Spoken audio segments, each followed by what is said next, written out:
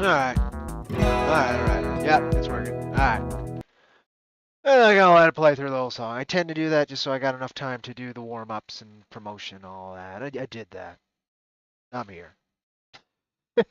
Hope you folks are doing okay.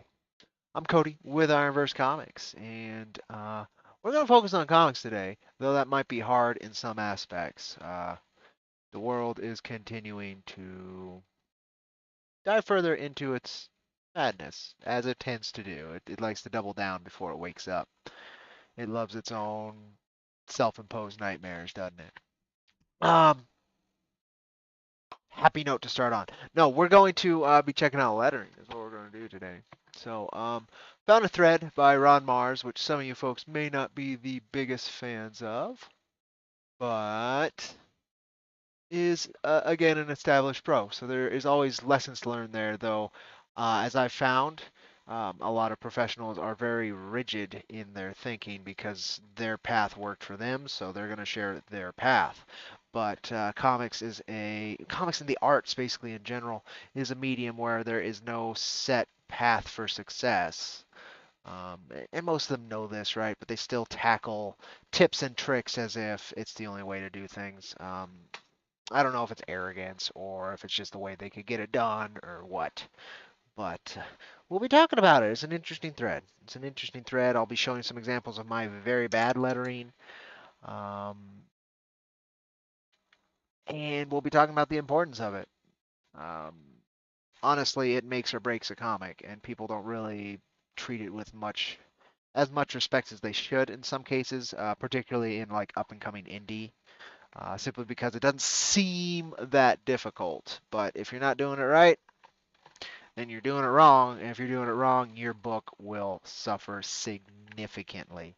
You could have great lettering on not terrible art. Like you still have to have some kind of flow to the art. The art can ruin it as well, just like the writing can ruin it. But if you have bad art that at least tells a story, and you have a bad story, bad writing that at least is again, it's not complete nonsense, but you have really good lettering, you will at least have a very readable comic. Um, and you can do that with any of those three aspects, right? But again, we'll get into it. I'm gonna have some more coffee. And this dog is gonna be a sweetheart. Hi, sweetheart. How you doing? What are you thinking? You don't want coffee? You don't want coffee? I don't want you to have coffee. I don't think dogs can have coffee for one, and for two, I don't need a caffeinated puppy. I don't. I don't. Mm. I don't care if you're tired. I don't care. Oh, okay, okay. I care. I care. Don't break my heart. But you don't need caffeine, kid. You don't need caffeine. All right, let's get into this thread. Let's just do it. Let's just do the job that needs to be done here. Mars, again, established indie or established professional. That we'll be looking at again, like a few of my other streams have been about recently. Here's another one that I think he handled it more aggressively than needs to be done, but it doesn't strike at the heart of like what do you call your work did with Zach Davison from earlier in the week, where he was very approached it very similar to Ron Mars here, where this is what you don't do. Um, or yeah, just don't do it. Whereas, I forgot the other professional that we were talking about, maybe even just yesterday. Um, Jim Zub. Jim Zub had approached like how to actually break into the industry, as he's done many times, with more grace. I think communication isn't always an artist's strong suit. I know that very well. But when you're trying to do good, you have to remember tact and grace. If you don't, then you will likely cause at least a little harm in your attempt. There's no reason to cause any harm when you're trying to help. But let's talk about this. So, prompted by seeing preview pages of a few projects that looked rather awkward. Um, Here is a brief lettering thread. So a brief lettering thread. Yeah, I don't know. That's kind of pompous. If you're doing a brief lettering thread, I don't know. Maybe he was just trying to fit everything into a tweet. Um, you can comfortably fit about 25 words into a balloon. 30 words if you want to push it. Much more than that, it's an unwieldy, unsightly blob in the panel. Indeed.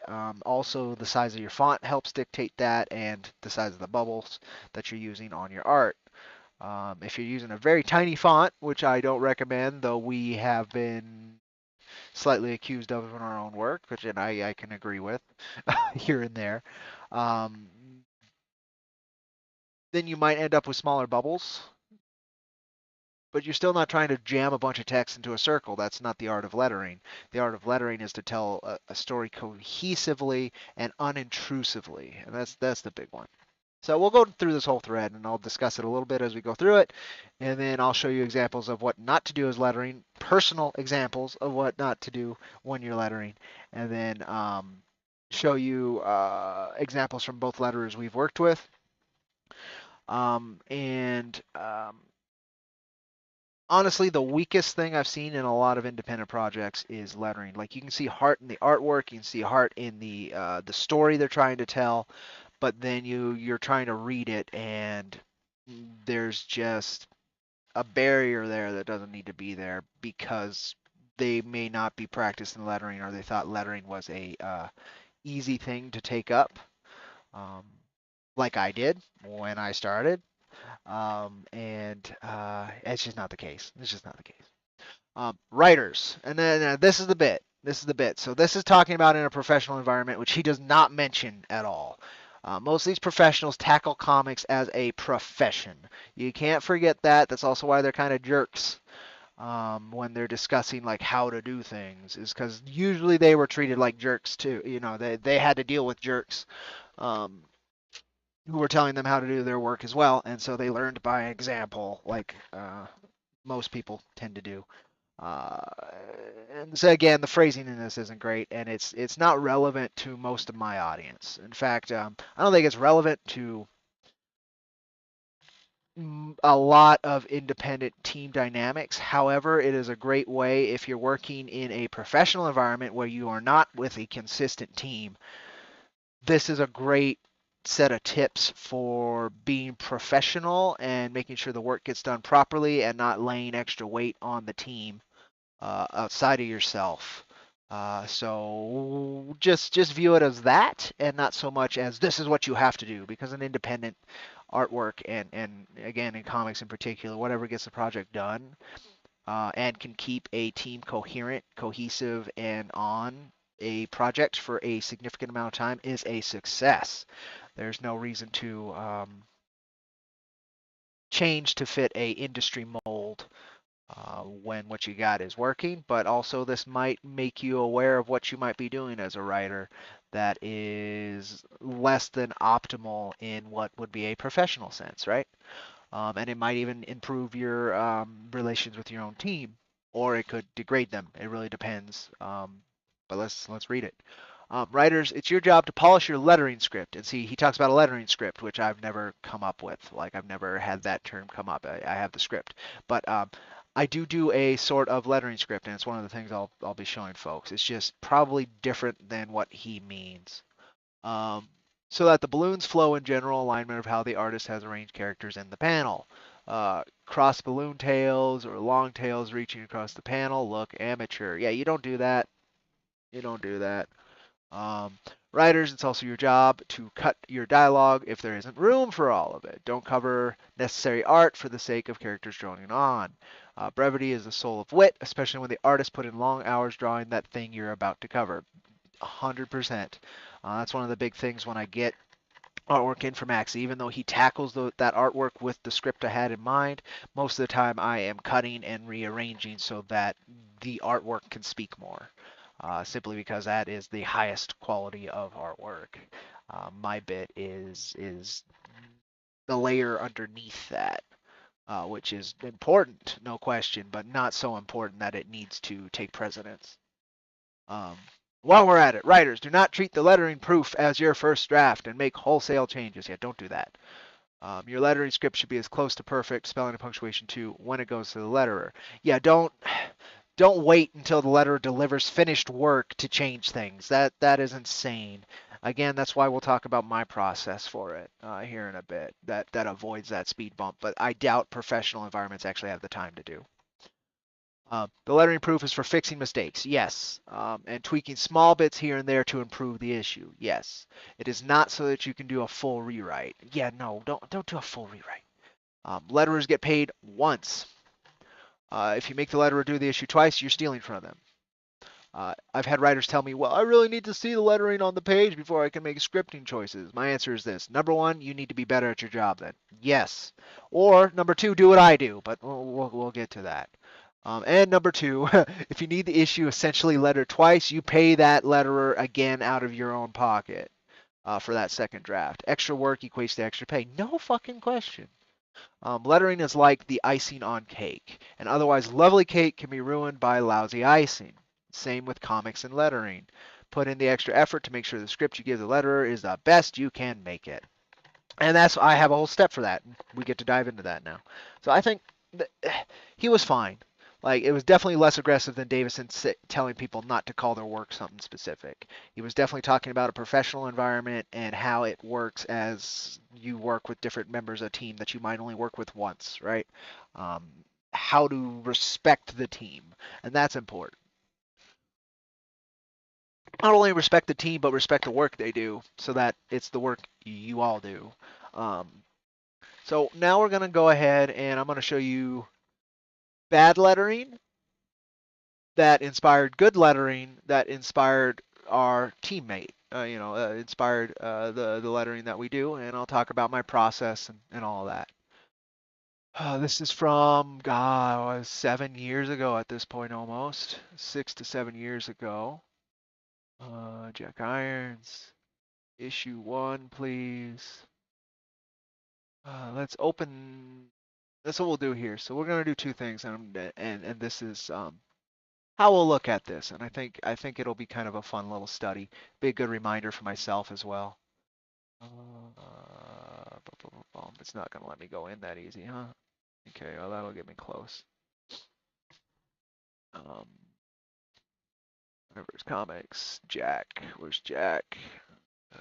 Issue 1. Howdy, Just Duck. Welcome, welcome. Yeah, I'm happy when these pros are actually putting out information that I want to talk about. It's very helpful for me when I stumble upon something like that.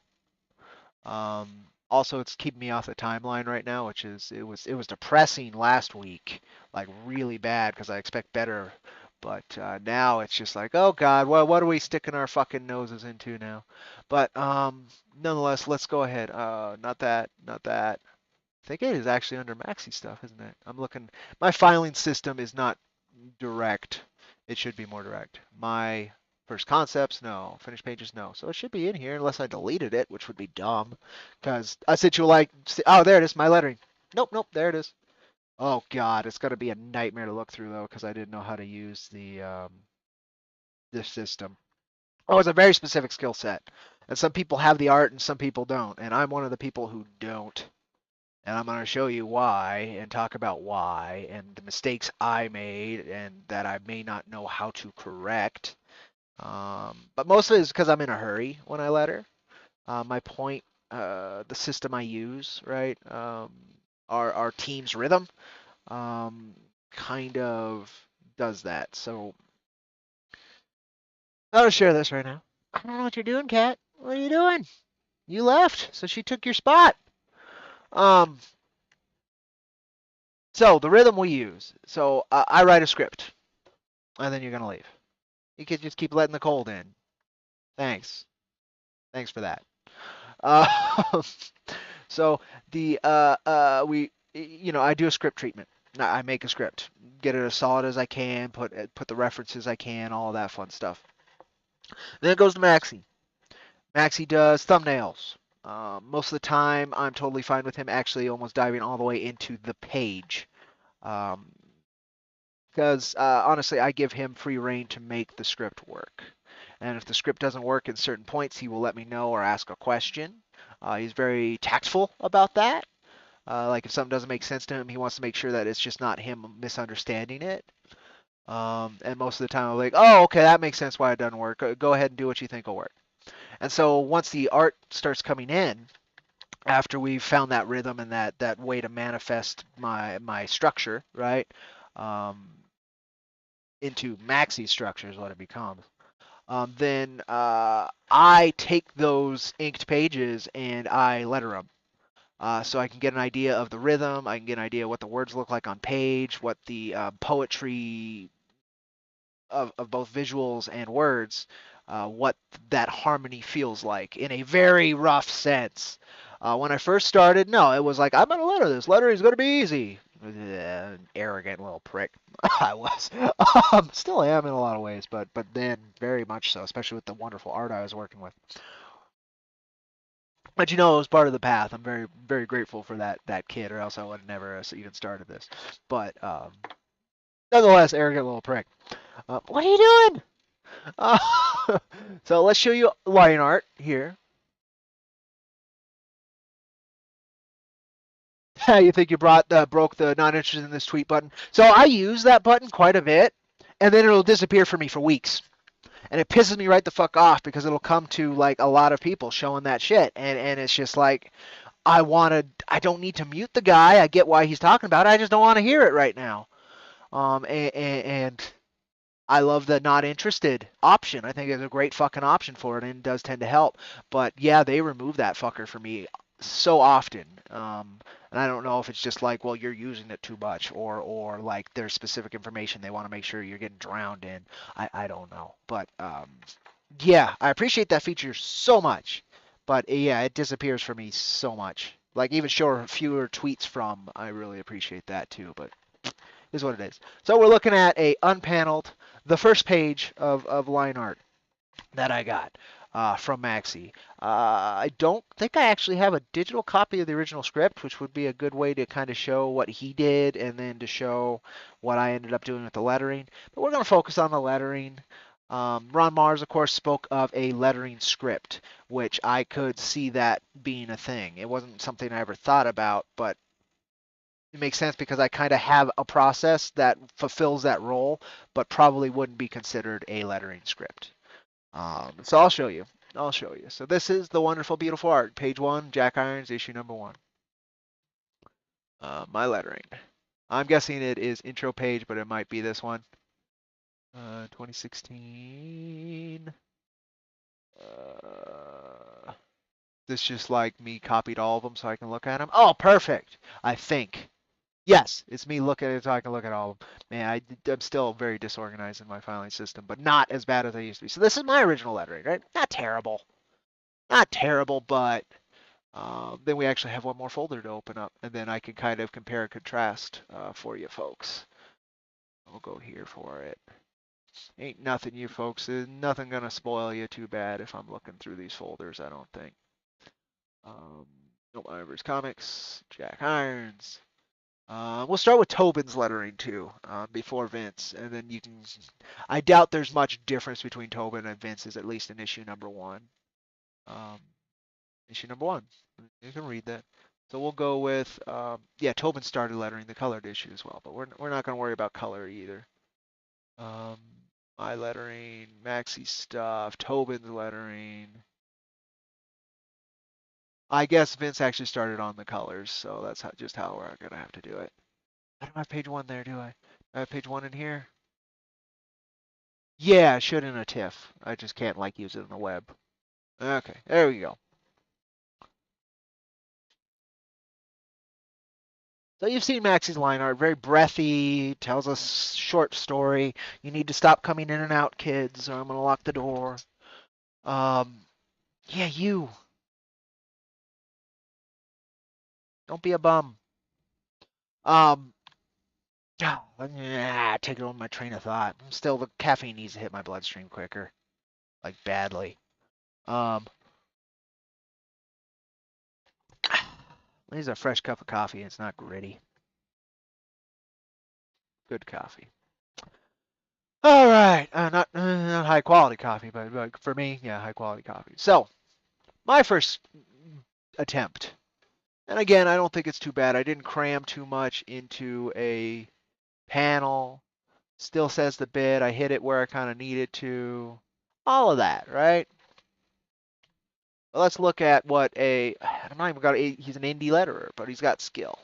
And I think we were looking at Vince's, so we'll just go to Vince. We don't have to worry about Tobin because it's going to be very similar. So there's a few things that Vince was able to do with this. Um, that was added later. To be fair, that beat right there was added later so we could set the scene. As you can tell, I didn't care about setting the scene. I just wanted to go straight to the storytelling. Um, he shrank the font a little bit so the art has more room to breathe, and he was able to make a kind of a tattered word bubble. Best way I can say it, instead of the rigid squares I was using. All of those little touches make the page work much better, especially when you hit that part where it kind of really matters that these two concepts connect. Then, so that's not bad. Like, that's not bad, but it's definitely indie. It's really big. I think this is set up incorrectly, but it works. It's not as bad as it could be set up. All of that. I think he broke that one into two thoughts, correct? Yes. No.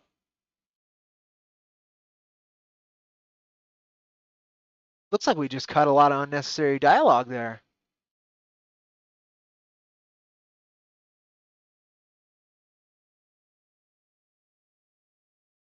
No, no, it was split. It was split.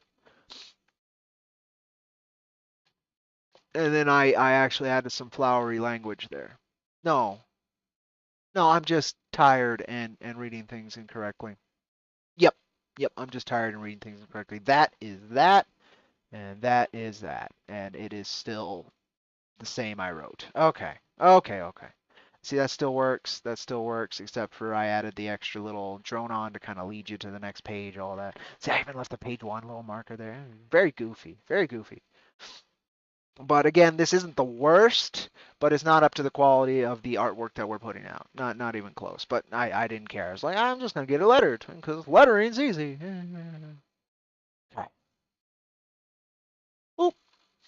And this ended up kind of following similar to what I did. And then let's look at the art. I guess we'll look at the line art so you can see how it breathes first. I need that, please, so you can see how the line art breathes. That's the line art without it. Move you down a little bit so I can click on the other one, please. Yeah, that'll work fine, whatever. Um, then this is what I did. All good things must end, so it bleeds into the other panel. It wasn't too bad. And then empty space for all these different thoughts. And that's kind of what ended up happening is instead it conceals in that panel, moves over here, follows the spear, goes down here, and then punctuates again the facial expression as moving into the next page. It is better, especially this separation here. Though I think what I was going for is that it connects these three thoughts, but that is better. So again, this page isn't terrible. It's when we get to dialogue that you're going to see I'm not great. Um, well, not great. That I'm not even like, yeah, not great is light, I guess is the best way I can say it. And then this wonderful page, it's super iconic. It still might be one of the most iconic pages we've put out. Um, wonderful, right? Lots of room to breathe, all that fun stuff. And then this is a lot of narration. It does its job, right? It's not the end of the world. It's not the worst lettering ever. But you look at it when it's done right, and it actually is kind of similar, except they were able to fit those thoughts directly into here, and split this bubble into two thoughts. Oh, no, split this bubble into two thoughts, which I think actually punctuates it better. I'm Jack Irons. Breath. Folks call me the Steel Cowboy. Breath. A lot better than I'm Jack Irons. Folks call me the Steel Cowboy as one breath, right? And then they were able to fit that in there, which I think helps guide a lot and kind of makes it feel more cohesive than jumping just to here. And then we hit the three notes. Again, smaller so that the text isn't like overwhelming the art and isn't like this major focus. And the lettering ends up being more of the focus in the storytelling, which is what you should be shooting for. All right, so let's go. Let's go. Let's go. Let me see. There it is. Page 4. Now I think this is where things start really kind of crumbling for me. And I'd spend a good couple hours on a page trying to make it even look that nice. I'm not a letterer. No question. So let's go to page 4. Again, the font even changes sizes sometimes, right? Again, this isn't the worst, but like the reader is not guided very well on this page in particular.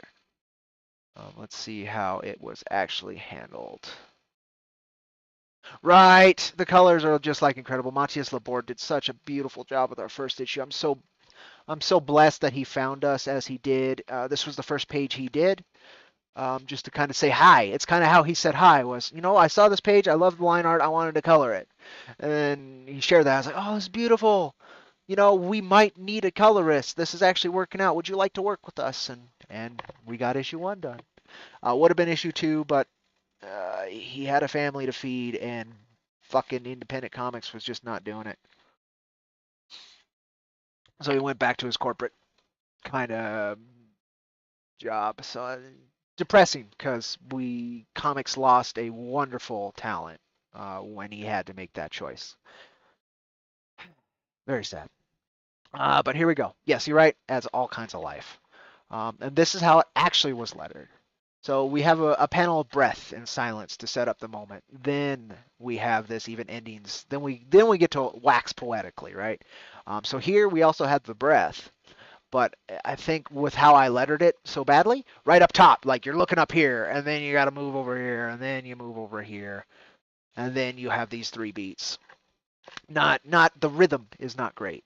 While I was here, breath, new panel, poetry, new panel, poetry, focus on the Kopek, poetry. Another moment of silence to kind of give like they don't have a weapon. They have fucking sticks. It's not gonna work. Poetry, then final note, message of the page. Beautiful. This ended up here. And so it actually emphasized this trio of moments a lot better than what I did. Again, my lettering here, at least when it's narration, isn't god awful, but it ain't good. Again, it's far too large. It demands too much attention. It's not placed as rhythmically as it could to reinforce the pacing of the page and the messages of the page. There are ways to do lettering very wrong. And you know what? I'm here, Mrs. H, and you're here, Mrs. H, and I gotta say, if you can, if you have the time, take another look at what you're doing with Riser Man in some panels in terms of lettering. Again, it's a very difficult job. So I'm not trying to be judgmental on that. I can't do a better job, but I can say there is maybe a bit of too much in single spaces. A rule that Ron Mars didn't discuss, and I do recommend checking out his thread, is try your best when you can to separate thoughts by bubbles. For instance, like earlier. Page 3. I can give an example right there on why it was good lettering versus my bad lettering. Right there, I can give a direct example. Right here, this is two thoughts that I shoved into one just because it would look good for the beat, right? When it was actually separated by thought, though, it actually rhythmically flows better. It feels less congested, right? So just something to think about. Just something to think about. Um, And then here we go. When I try and do like word expression stuff again, this is very Indian. Look at that. Look at how bad that is. It's terrible. Uh, okay, we finally hit some really bad stuff. I love it. I love it. So mother again. I did a screech, but it kind of covers up this dude, right? And you can't quite tell who's saying it. This perfect, beautiful job, Vince. And it allows this beat to stick on its own. This will be over quick, little one. It's still there. I could have shrank that, and I could have shaped the bubble differently, like is done here, and it would have worked a lot better. It's terrible. Yeah, this is probably the worst page we've come across that I've done. Um, Beasts have always been here. That beat's fine. Beasts will always be here. And see what I wanted when I did that, and in the script for the beat, right, is I wanted have always been here, and then the thwack, the idea that that's when the murder happens, and then you comment on it. But it ended up working better on this page by boom, and then letting that thought linger, and then that thought is justified in the motion and the action. I think that was much better. It sucks that we kind of left empty space here, but it almost, I guess it could be conceived as a moment of silence. And of course, this terrible sound effect compared to this, like night and fucking day. And that's the difference between a decent letterer who knows what they're doing and some kid who's like, I can letter. Again, I can call myself an arrogant prick a few times because I thought this was fine when I started putting it out. It's terrible. This page is terrible. I don't even know how I didn't notice that right there, like the fucking panel going in there. And you want to confine your word bubbles to panels as often as possible. Again, to help with the rhythm and guide the reader, which I obviously didn't care to do all that much, even when it was really bad. Oh man. Um, Here we go. I think we're on the train wreck section of my lettering, so this is good. This is good. Yep, here we go. Because I couldn't, I had no idea how to combine word bubbles. Oh, this is great. And like this too. It's there. Like I was just figuring out how to do tails, and it's like pointing to this guy. What is this guy? uh, yeah, we're in the train wreck. The first few pages were all right, but now we're into the muck. Oh, I'm going to have to. Damn it! I was just talking about it too. I'm in the way of half of the bad example. That's great. I was just talking about the bad example here. So let me for my own sanity. Yeah, you see the at least you can see the terrible word effect, but you can't see where I said like so that's okay. I will be back with you folks after we're done talking for a bit. I guess is the best way I can do this because I like this screen setup, but I don't want to. No, that's IronVerse Comics. Where am I? Get rid of Chubbs. I'll get rid of Jack, and I'll see you folks shortly. Um, there we go. That's what I was talking about. We had the beast over here, and then down here we have it instead. So the beat, the rhythm was different, which conveyed a slightly different idea, and this is better. Okay. I probably did that a couple times on other pages, so I do apologize that I didn't notice or even think about how I'm presenting it is actually muddying up the presentation. But okay, now we'll go to this. We're in the train wreck. We're in the deep muck. So Athens, Greece. Now it's Sparta, Greece, just because kings. Athens did have kings at certain periods of time, but people don't think that way. Plus, our character designs are more Spartan, so we ended up adjusting it to Sparta. I didn't want to use Sparta because Sparta was overdone, and I wanted to use the emphasis on wisdom that Athena gives compared to an Ares worshipping culture, but it doesn't really matter. At the end of the day, I just wanted it not to pull the readers out of the story, and it did pull a couple readers out of the story. So I made the very slight adjustment to fix that. So boom, they put it in the bubble and shrank it. Boom, the thought again is shrunk, but it is separate. I should have seen it coming. I should have seen it coming. Kept it in the bubble, so it doesn't like bridge so much. That was my goal. Was like I need to help guide the reader as and it breaks the paneling, right? And don't do that. Um, and then we have this where I used this box to kind of be like they're yelling, rah, rah, rah. Then this is fine. And what he did instead to emphasize certain words is in bold. I won't let you treat my sister with such barbarism, Polonicus, not while honor still flows on me. So technically, this works. Um, the optimal maybe would be to actually split this into two thoughts, as I said, and actually have the other one like over here or something, right? But this works good. It works fine. But it probably at this point should be split into two thoughts. Um, yeah, okay. And then we go here and I do the sin of splitting these panels, right?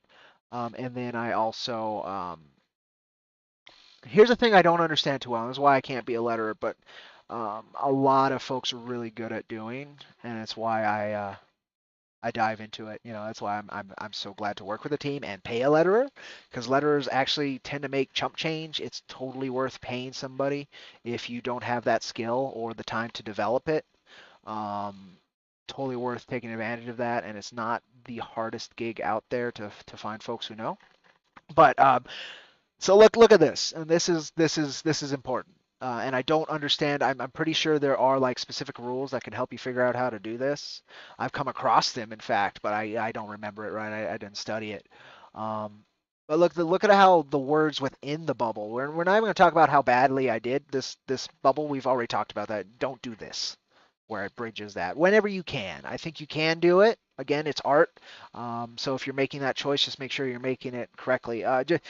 What's the phrase? To break the rules effectively, you must know the rules, right? That's the bit. Um, I was just breaking rules because I didn't know the rules. But here, you see how the word stack is the best way I can put it, so that the bubble doesn't feel congested and it flows properly. And then, of course, the bolding when Vince wanted to emphasize certain words. It's very important because that helps give tone. And then, of course, he added a wonderful sound effect for the choke, so that it added that moment in your imagination of where Jack's spitting out this blood from the chokehold there, which of course I didn't do.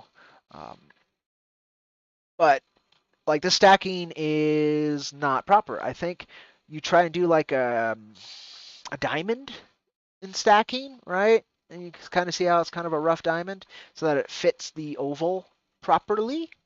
Whereas here I had a very long sentence, then a short sentence, then a off-centered sentence, and then I started diamonding again, like at the bottom. But then all this empty space in the bubble, right? Just wasted space. But you also don't want it to be too congested. Like this is better, but also the rhythm's not here, right? Everything's kind of awkward or pulled to the left and the right. Like it's bad lettering. Um, and again, I was like, oh no, it's fine. It's not fine, Cody. You did a bad job. Like this. Here's another major no-no. Great. I did a lot of dumb stuff. um, so this fun bit, he wanted to emphasize horror and sister, which is a great way because then it connects those two and hopefully uh, uh, puts a emotional response in the reader, right? And he's talking about, oh well, if I hadn't already done it to the other, she would have been dead. Blah blah blah. Just an arrogant prick. Um, very much like myself in this lettering. That horror you call sister. That horror you call sister. Again, it has this diamond, but then in it he uses got nothing. Got nothing. And I'm not so I don't know the rule, and I wish I was. If I was a letterer, I'd explain it. I don't know why he had chosen to do that, except for that it does make everything fit better. Um, maybe because if you put got nothing close, and then to what she deserved would have been too long, and to what she and then having deserved at the bottom with got nothing close here wouldn't have worked either. That's my guess. Is that's why. Like what I did here was got nothing close to what she deserved. And of course that don't ever do that. You need breathing room for your lettering. If it won't fit like that, don't do it like that. As he said, he started with that whore. That whore, what it should be up here. You can see bad lettering, all this empty space. Um, you often want to have rounder, more concise bubbles as well. You can tell they're using a lower font because you can see how much more zoomed in I am here than here. But you definitely want breathing room, right? You don't want this, but you don't want this where it's just super fucking empty. Um, and I think you do want rounder bubbles than more ovally bubbles. In manga, you would flip this almost straight up and down, and that's the kind of bubbles they use. And so but that's because of their writing, right? Kanji is more geometrically square almost. It's not always, but it's more square and precise. So the lettering fits better like that. But yeah, if you're doing Western, this is kind of the oval shape you shoot for, which is much rounder than what I was doing. Again, emphasize she'd be dead and emphasize strength. Wonderful notes to help emphasize the message and the voice, right? Give it more voice and breath. Um, very important. And again, terrible example. Don't ever do this. I don't even know how I was okay with this.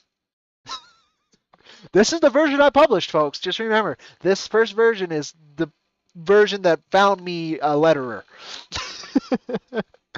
uh, so also don't be afraid to try new things, but know that you're not doing the greatest job if you've never done them before. It's just how it goes. Or if you've done them very little, right? That's the other bit too. And then here we go. I break that cardinal sin in two ways on this one as well.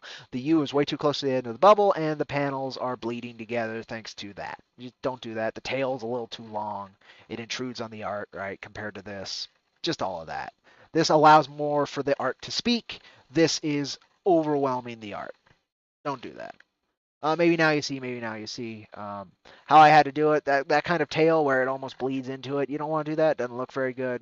You want to do this.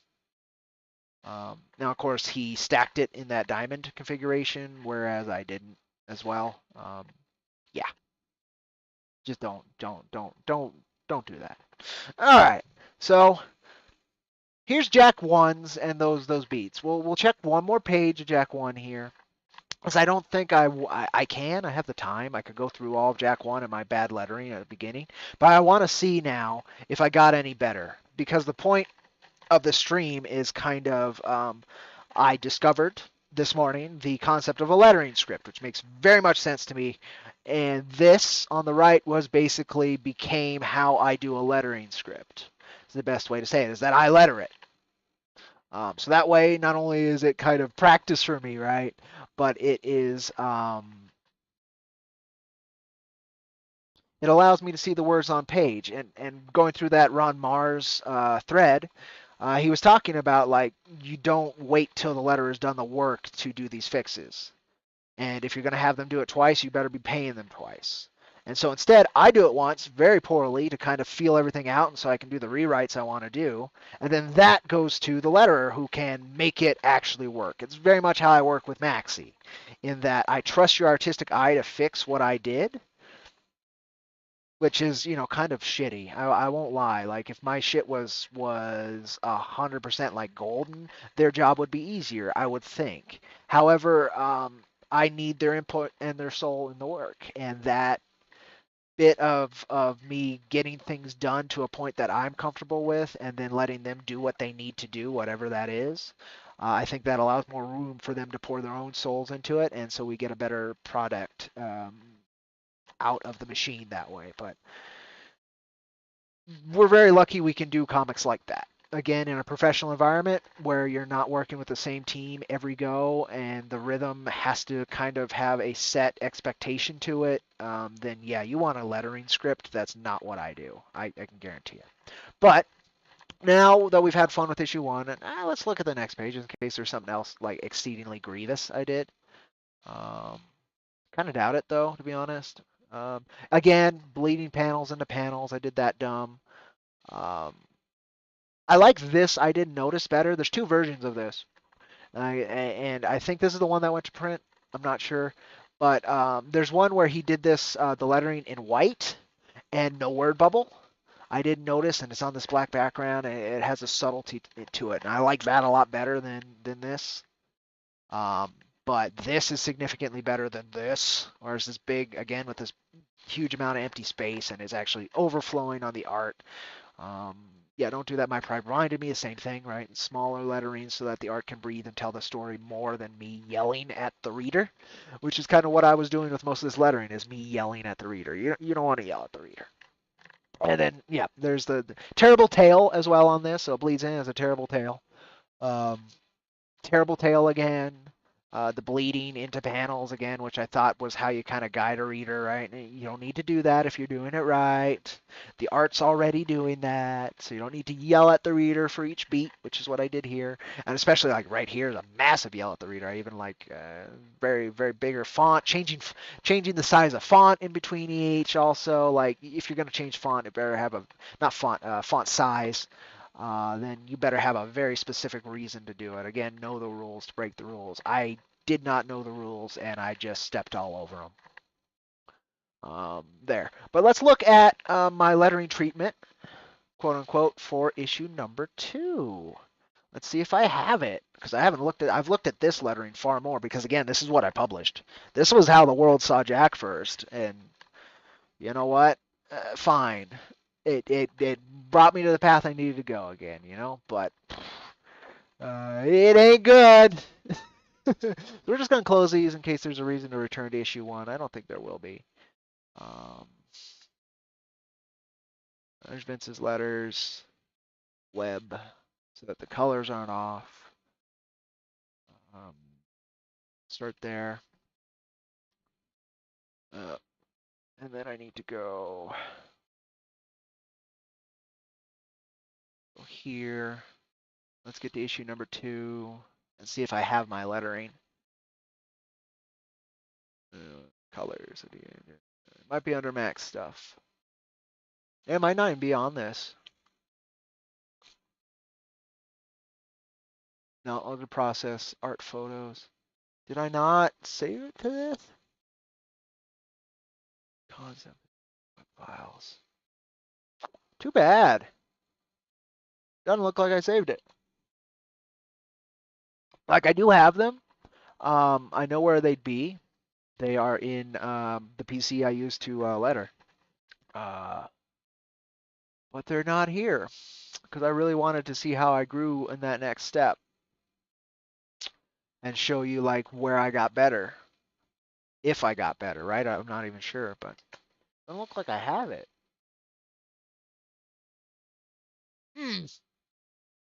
Disappointing. Okay, let's check issue 3, just for the hell of it. Letters. Jack 3. Web. Nope, that's not the letters.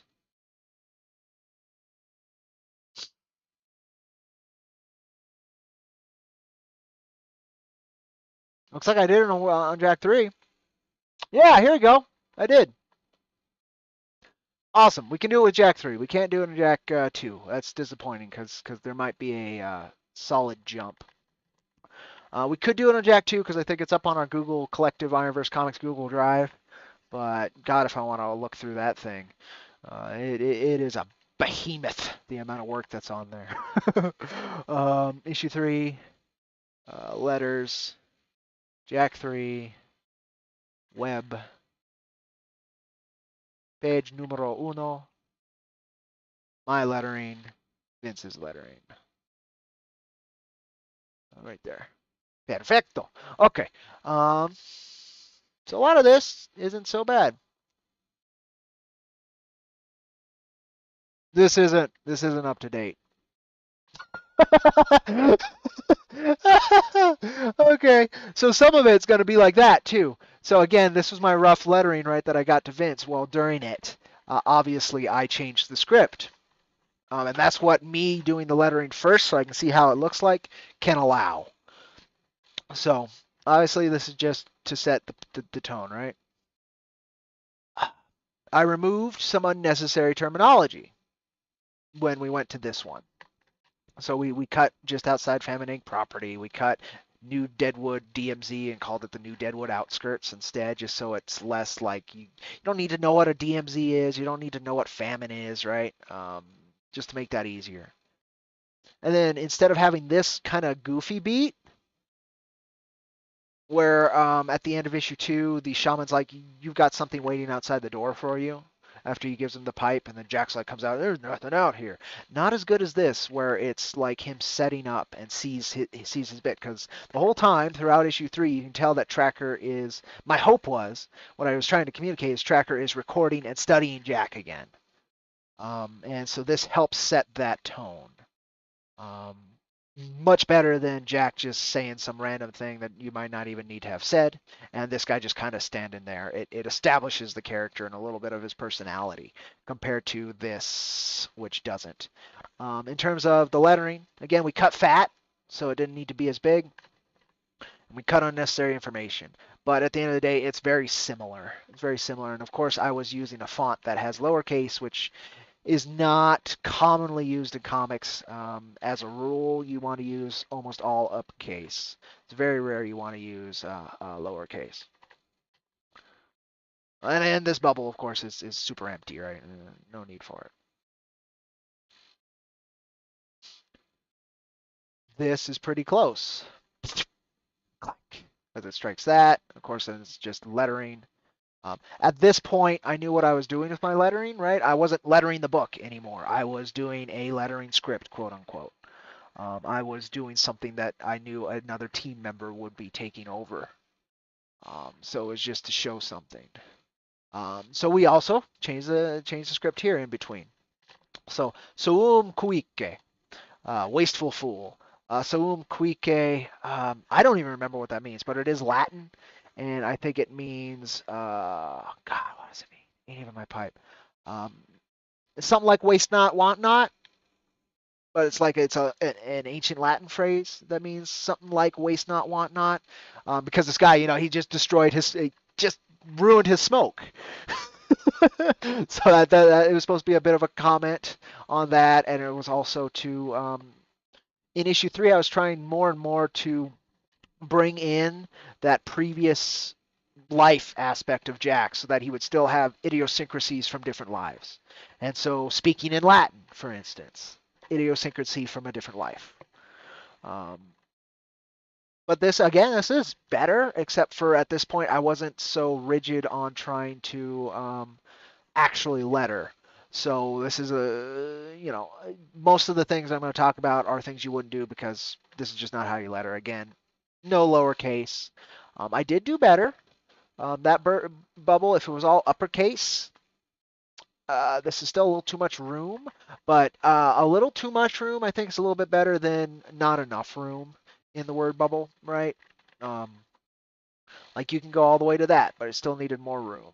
And he wanted to make sure Swoom Kuike is bold because it's the individual bit, and there is 2 thoughts here, so it could have been split, but we didn't need to so much because it wasn't so many words.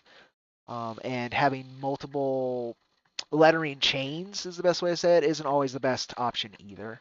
Again, it's an art form. Lettering's a fucking art form. You need a hand and an eye who kind of understands it. But I did get better. See, like this, I knew to do the triangle. uh, and then there's a beat we cut because it didn't need to happen. This where the hell are you, you bugger? We cut that completely just so that the beat was him looking instead of wasteful dialogue that didn't need to be there. So that was the difference between the lettering script and the lettering. A lot of the time, like Vince would show me a page and that would be it, and then I would do those little tweaks right before the final. A lot here, right? That was just commenting on last issue and didn't need to be spoken of, all that shit. So all we did was, oh man, watch Sarah. So you know all the information that needed to be conveyed is conveyed in 4 words instead of like 15. Where you can do that, do that. Brevity, pacing. We're hitting our first really big action scene in the comic, basically our first long form action scene in the entire series. We had a action scene in issue number 1, right? but not this. Ah, that reminds me. Okay, cool, cool. I'm glad I kept up issue number 1. There is a specific set of pages I do want to talk about now that we hit that how to handle an action scene kind of note. Oh, I don't want that. I want that. Okay. So let's get to. There's a lot of this in issue number 1 too, where I'm just saying a lot of stuff that doesn't need to be said. Issue 3, that was cut down on significantly. Issue 2, I was weaning myself off of it, but by issue 3, got much better at it. Yeah, here we go. This too. So this isn't an up-to-date bit of the letters either. We actually have a ZRT right here, a ZRRRT, like the thing's popping out of his back. So that's definitely changed. But no, we want this right here, this mess, which is very much part of the personality of Jack. Yeah, you can see all this terrible lettering. See how muddled and just blah, readable, but just terrible. Let's get to this page though. Yeah, there we go. There we go. Look at that. So same amount of information in this. He changed the font, all that, same amount of information, but look at this look at the difference. And I am drowning the reader in just data that is supposed to lend personality, right? This is a robot from Famine Inc. territory. It's all about bureaucracy and numbers and systems. Especially as a robot, so he lists the things out, all of that, and then it's like the program speech, right? All of that. But the difference, just look at the difference of how the same information is conveyed. And it is a jumble to actually have lettered, right? But just look at the difference. This is the intro to an action scene. Oh boy, don't do this. We were talking about like there's huge amounts of empty space, and everything's crammed together at the same time. Like it is terrible lettering. Don't ever do this. If you want to do this, there is ways, as you can see over here to the left. I think he also chose the square letters because it is this and bridged it with this electricity kind of bridge so that it helped communicate the rigidity of robot speech. Beautiful choices. Beautiful choices. Compared to this mess. Look at this mess. This is what it looks like when somebody doesn't know what they're doing and just wants to get something done. You never want that feeling in your lettering. Never. And I thought this was okay. Experience is the best teacher, of course, but never do this. Look at how bad. It's just terrible. Night and day. This is the best example of how to handle a very tough amount of lettering in a panel compared how to very much not do it. Yeah. I like this too, where instead of having it overlay a character or anything down here, it's just able to get those beats perfectly together into one bit. That's how you do it. This, not so much. And again, I did the dumb thing where you bridge outside of the panel. Don't do that if you can help it. If you're going to do it, it's got to be very specific again. And then this is before I knew the triangle right. Got the rough triangle there. In fact, this one could probably actually have nudged it one little inch this way so that it feels a little bit better. But yeah, so it feels a little bit more centered. That should have been nudged a little bit. But that's a nitpick, and it doesn't really matter on this one compared to this one where it's very awkward. And even the lettering bit here and the art right there, right? It almost looks like there's another tail. It's bad. It's bad. But I just wanted to show you, like, this is the setup to an action scene, right? And then here's the action scene. Let's see how I did this. What? Okay, I was going to say, did I not do that page? I did. Again, it's all about bubble placement in this. Of course, the blam blam, excellent.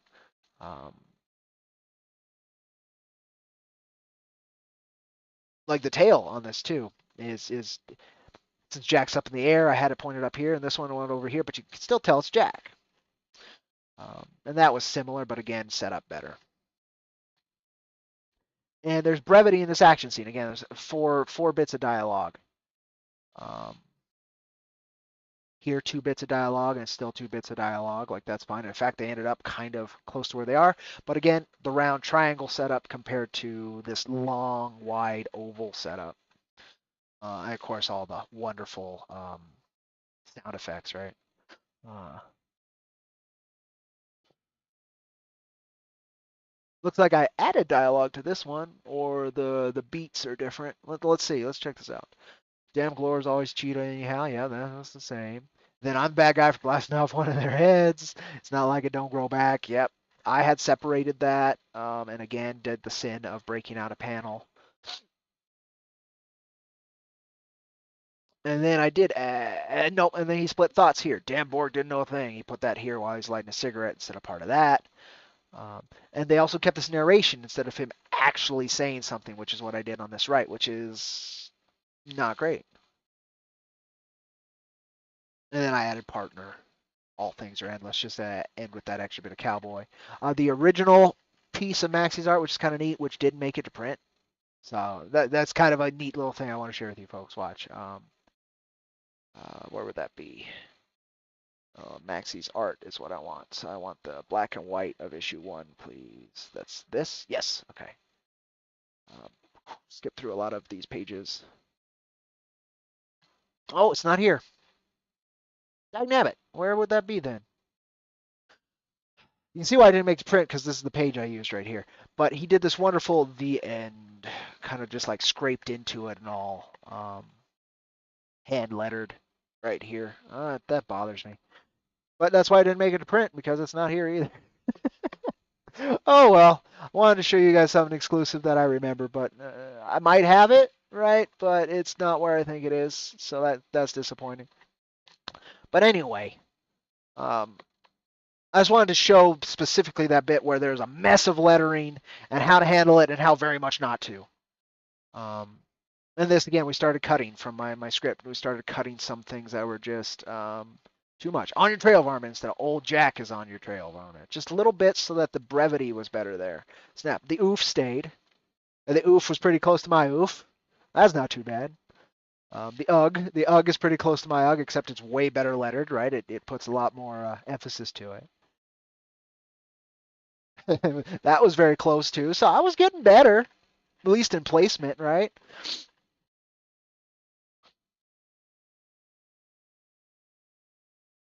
And then we have him slow. Yellow coward. Yep, same thing, except stacked properly instead of this wide stacking. And this, of course, has way too much bubble space again, of course. Um,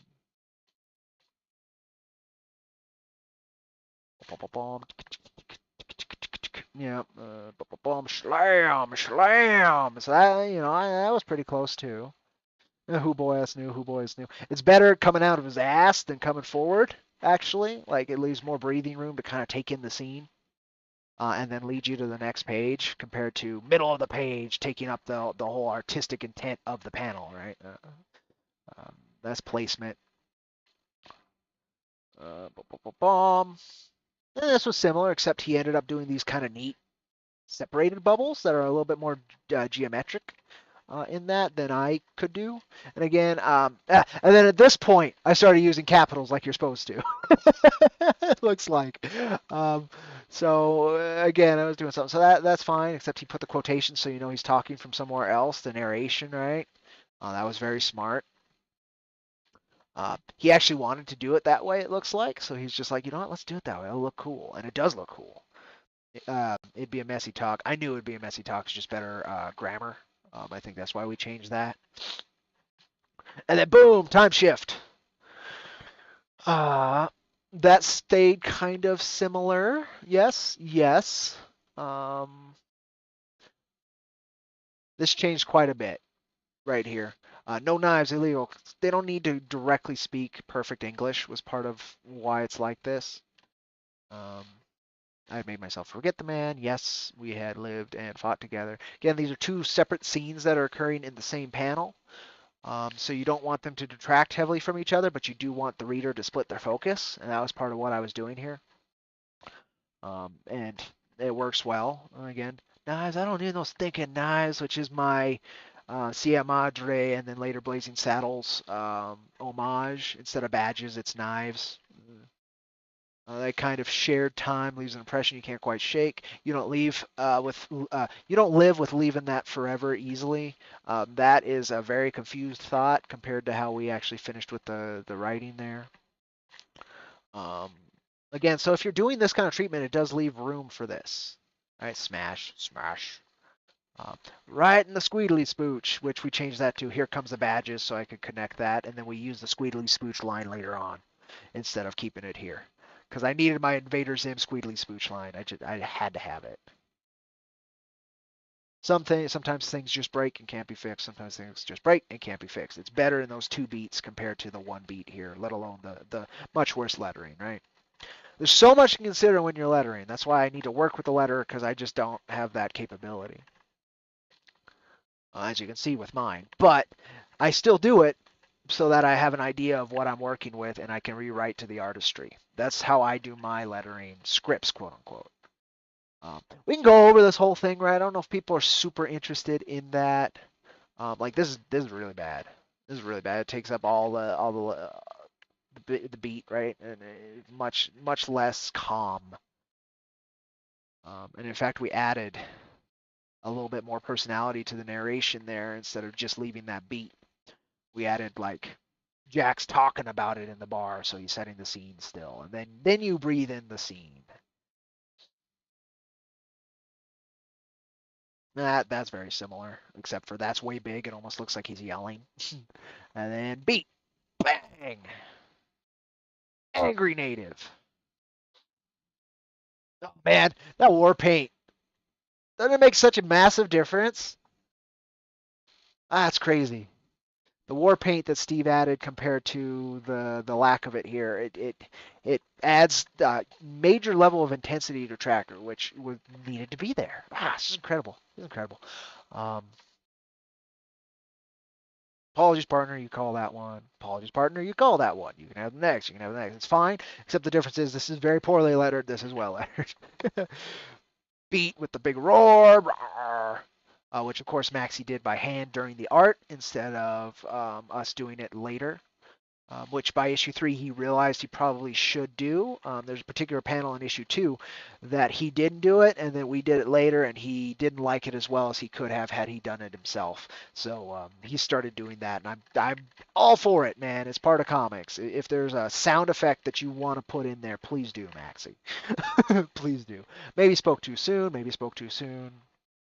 Again, diamond shape instead of this stack, which is much worse. It's a little smaller and it's off to the right instead of demanding attention in the center of the panel. I never seen such disregard for the odds, which was much shorter than what I ended up doing to set up the scene a little bit better. And then here's a tough one.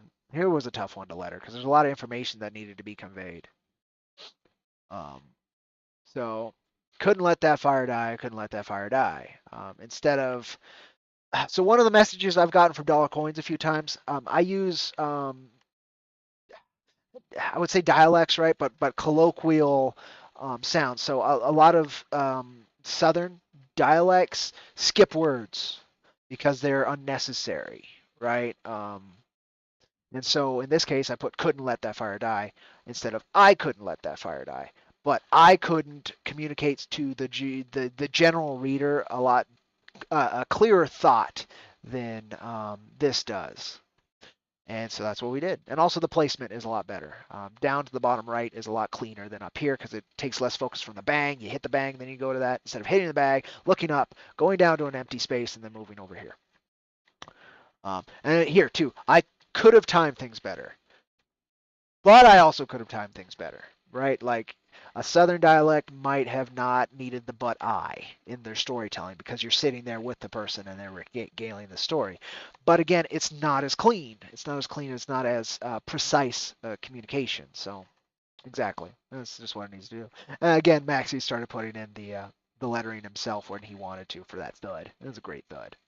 And then here's this bit. This was tough, and I think Vince actually liked how I stacked this, which is a hell of a compliment. but he's like, I could do a little bit better, and it'll still look cool on the page. And again, I think that is a compliment that he thought this was kind of cool. And I think it is too. It adds dynamics to the lettering, right? It's one of those rare times. Instead of having to put it in here, we put it in the gutter. And so the gutter itself becomes its own panel of thoughts, where in between the thud and him being dead, there's the resurrection, right? To find the note.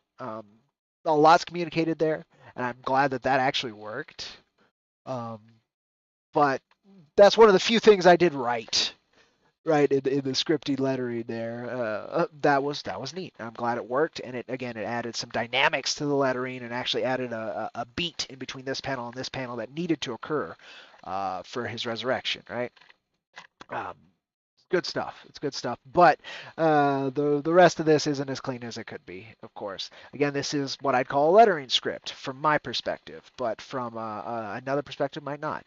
And here's one of the few times Vince broke that rule that we've talked about quite a few times, where you break lettering into a panel and then into a gutter. You don't want to do that, like almost ever. But we had kind of set a standard by lettering in this. What? Why y'all growly? Nobody's here. You hear something I didn't hear, kid? What? Yes. She thinks somebody's here. Um, yeah, I better go let her look. Be right back to that thought, folks. Apologies. There you go, kid. Go look. Go do what you need to do. Check it out, and then come back. Um, Dog just doing her duty, and I can't get mad at her for doing that, even though I think she doesn't need to right now. Let's go over here. Did I do that? I didn't. Oh, that's hilarious. Okay. So he liked that stacking bit, and we started doing that in issue 3. You could have seen that on page 5 as well of issue 3 when I was showing how he had done that. He had turned a square bit of lettering into a more angular kind, and I like that. That's what happened again in that previous page. So we set that standard. So I think that was part of it, is that we have this particular lettering with Maxie did by hand himself, and then we have the actual thought outside of time. And I think this is one of the rare cases where this kind of approach actually worked, because you have the in continuity in the story beat information, and then you have the outside of the story beat information, which then continues for a while, and it helps kind of set that rhythm. Whereas I didn't do it here, which is funny. One of the few times like he decided to do it and I decided not to do it, and then I did it. And the writing's much worse. I think I cut the he could indeed. I cut that straight off. I cut the implication of he couldn't read out of there, because that's just not kind, and it wasn't like necessary. I did keep the ain't good magic, rip him from his trail. If I was correct, we'd have plenty of time. If I was correct, we'd have plenty of time. Polite thing was to leave a note. Whether he could read or not, instead of whether he could read or not, I use the metaphor of open a door passing by. And I like that a lot better. It shows Jack has a higher respect, whereas this would have been disrespectful. And I think that personality choice was good, and only kind of happened because I did this original script and then Vince was doing this one. And then during that, I was able to find a better way to convey different information and better information. And of course, cutting that whole bit out of there, because whether he could read or not is no longer relevant. So just cut that out. And then we got this. Made it look like child's play, and then it fits in the panel nicely. It flows good. And then I did. So I am consistent in breaking that rule of breaking out of the panel. Just super consistent. That's pretty similar. Again, he just put it in a box over there. It looks like he split this into 2 thoughts. Is that what it is, or did we just rewrite it better? We found no answer. We decided to make our own, build some sort of life, however long that'd last. Felt a terrible weight coming. I think I did change the phrasing. Terrible feeling hung in the air. Smelt the gun smoke and undue fealty. Way better line than terrible feeling hung in the air. Or we felt a terrible weight a coming. This is way more poetic, and it fits Jack's character way better. And again, it only was able to happen because I was looking at this and it's like, can that be done better? after this treatment. So it's a small tweak, right? That's what doing this kind of stuff does. My lettering very bad, but it does allow that. Like this whole scene changes too. Look at all this setup that's in this compared to this. So some panels and pages had more work done to them than others. Um, that's very similar though. These two panels, what I did and what Vince did, very similar. I don't want to go through all the work we've done. I think I've kind of shown the what I needed to, honestly, with this concept. Just, respect letterers, respect lettering, and realize that your first attempts on it probably aren't going to be the best, very much like mine. And that at the end of the day, just do the work. That's how this got done and how I found a rhythm that works for myself and my team. But point is, bad lettering can ruin a great story in comics, no question. Decent lettering isn't going to ruin anything, but excellent lettering is just another bit of the harmony, right? It's like a band who has like a decent bassist, but an excellent guitarist and an excellent drummer. Like the band can still be really good, but then you get some where everyone is a maestro. You get like Rush, right? There's three pieces, but they all are just incredible, and they come together to this greater thing than what they can do alone is. And that's my favorite part of comics is the collaborative nature. And when the harmony actually works well, and lettering often is placed at the bottom of that totem pole in most indie projects. I've seen so many that are like really good and lettered very poorly. Um, and I think that can be avoided, and it's one of the main things that a decent editor, if you have one on your project, should be pointing out to you. Um, where to fix it. Hopefully, they have experience in lettering, so they can also tell you how to fix it. That's a problem. For me, like if I was in that role, as you saw when I was talking through this whole bit, I could show you where it's bad. I can't quite tell you how to fix it. And that's not that useful, um, to be honest, right? I can just show you how it was fixed was the other bit, right? I can show you where I did it wrong, and I can show you where it's done right, but I can't tell you exactly the differences and how it was approached and how it was thought of to be fixed, because I'm not a letterer. Ideally, if you're working with an editor, they should have experience in every aspect of comics. No question. They should be able to pencil. They should be able to ink. They should be able to color. They should be able to write, and they should be able to do handle printing and all that. They should. A good editor should have aspects of all of that. But um, you're not going to find that very often, especially in indie. You're going to find editors who are primarily writers. That's number one is what you're going to find, um, and that's helpful.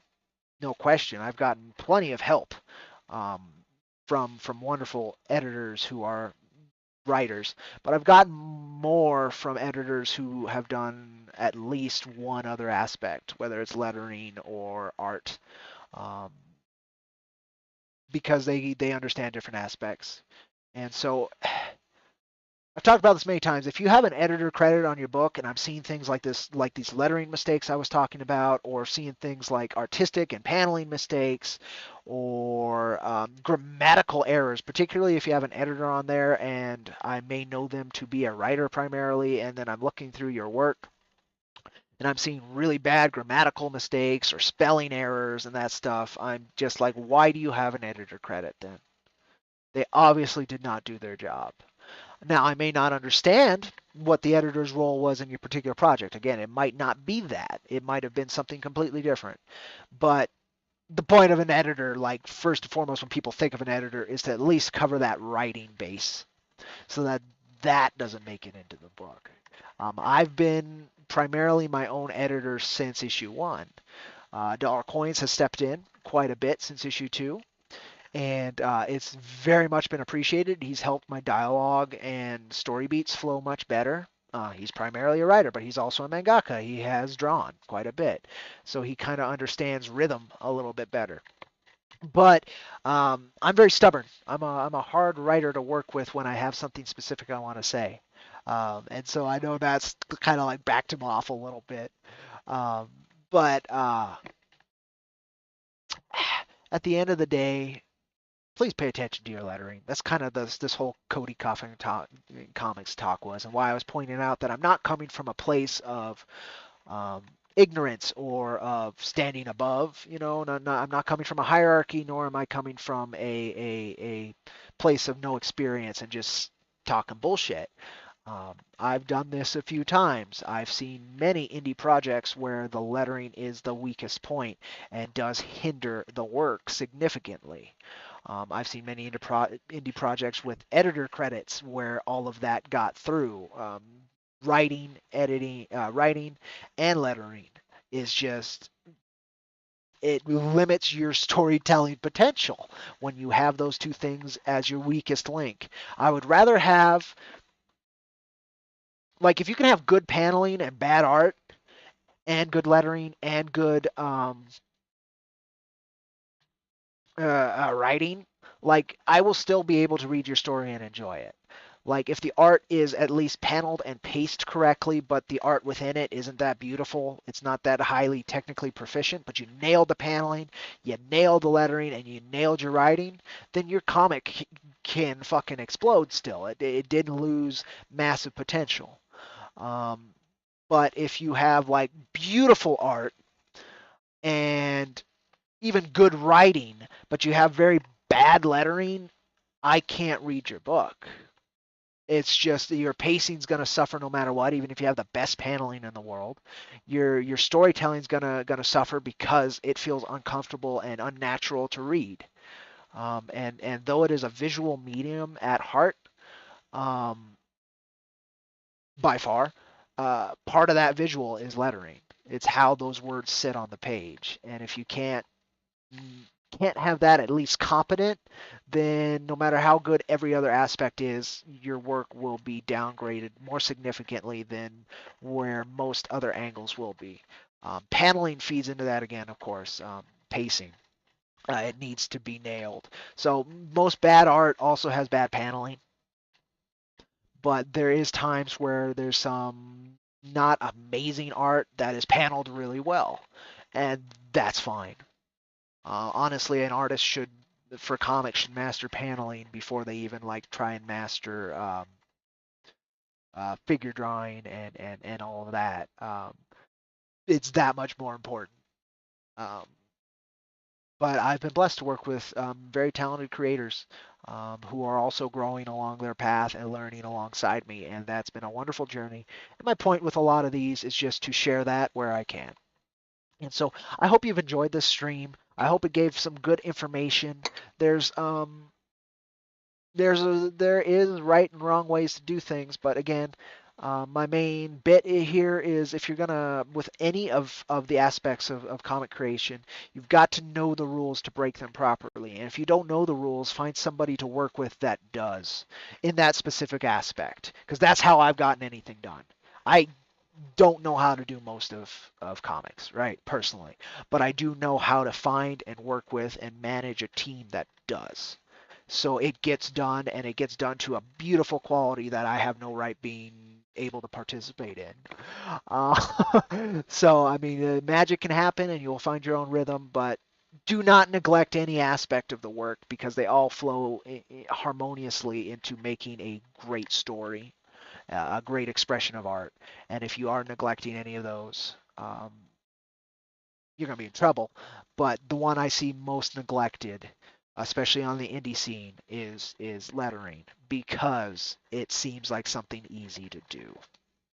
It's the most nuanced, probably, of all the art involved in comic making.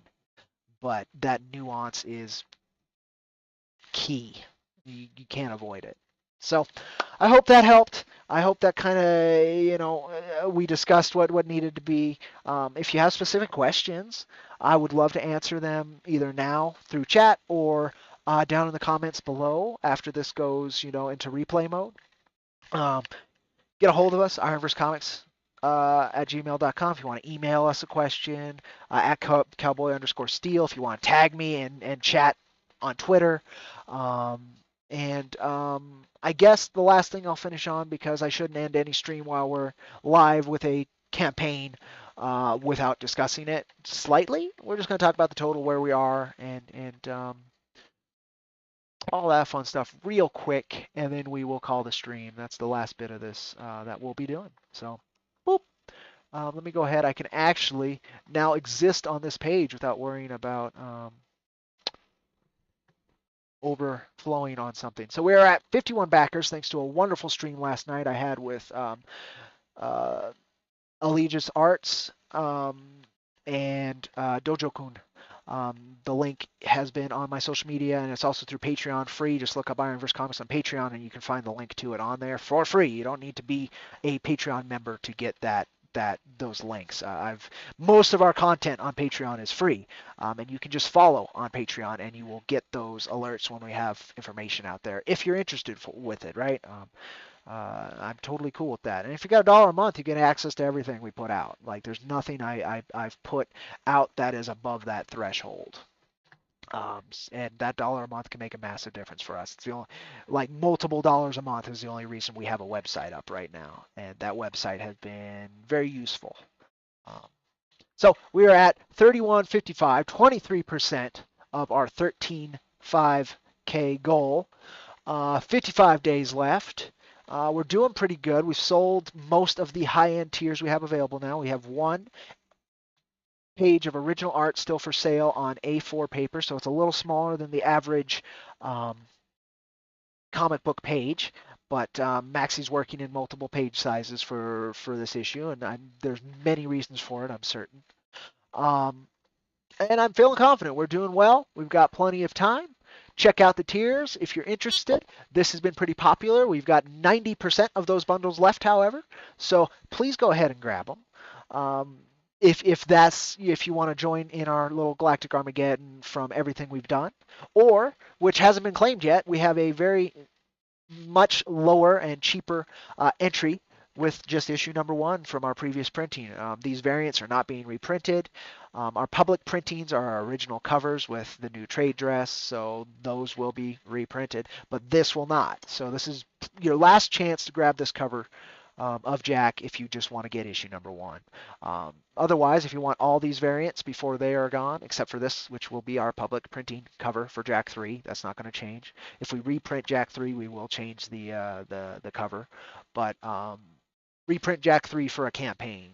If we just reprint it publicly, it's going to be that cover. But if you want the 1 and 2 variant covers, this is your last chance to grab them probably. And just check the tiers. I'm very happy with the work we've done so far, and I'm excited to see how much further we can go with it. Right now, the AI is thinking we'll hit 14.5, which would be absolutely wonderful, but our campaigns never follow this. Never. We were, especially the last campaign where we exploded we finished with like 4K of backing the final day that we were up. It was absolutely incredible. So I like that data just to kind of see, and it gives me a little extra kick in the butt if we start going below our funding threshold. But so far we're not. So far so good. And I hope you folks will consider checking it out. And thank you for your time. Again, I hope I really shared some interesting information to go with that. And let me just throw the link to our current campaign into chat real quick, and then we'll call it a stream. Again, any questions on any aspect of comics creation, I'd love to discuss with you. Comments down below, or email, or social media. And I hope I covered some kind of rough edges between like what a novice letterer who doesn't know what they're doing does, and a moderate letterer who knows what they're doing can do. And the differences, and a little bit of some of the mistakes you can make, and a little bit of some of the things you should be doing that I understand, right, as that novice letterer who has no idea what they're doing. So I hope you have fun, and thank you so much for joining me, and I will catch you later on. I had what I thought was a live stream scheduled tonight, But I think it's going to be recorded, so I will link folks to that once it's, I'm guessing, edited and put up. So until then, I think tomorrow I am on with Eliza Bar, I want to say, on his channel, which was a very cool gift. If it's not Eliza Bar, yeah, today's Thursday, isn't it? Yeah, so no, tomorrow I'll be on live with Eliza Bar kind of in the evening, so I'll be putting that out, and I'm looking forward to discussing. He gave us our first comprehensive review that was, um, how would I say that? Was helpful. It wasn't just all praise. It was exceedingly helpful and critical, and the reasons why were justified. And I'm looking forward to talk with him a little bit more specifically on issue 3, what he thought, and what he's thinking we can do in the future and all that. It should be a fun stream. But I might be back later today with something more casual, a gameplay stream, however I feel. But yeah, thank you for joining me. Catch you later on that Rusted Trail. Take care, folks.